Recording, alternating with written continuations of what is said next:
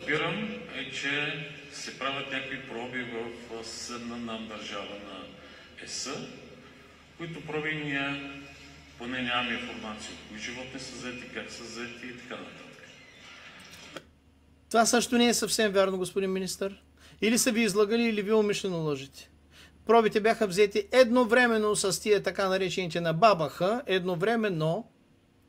И съответно една част от тия проби, както Данчо Мицикулев неколкократно вече показа, обясни, разказа, аз го повторих.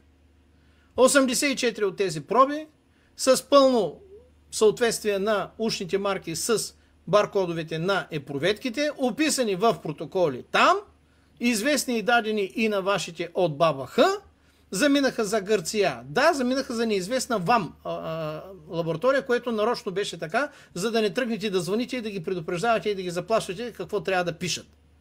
Но лабораторията, за разлика от Софийската на Славейков 15, е референтна.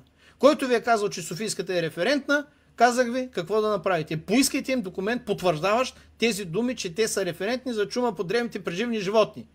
На техния сайт такъв документ няма. Списъка с заболяванията, за които са референти, е друг и там тази болест я няма. Гръцката лаборатория обаче е референтна, сертифицирана е.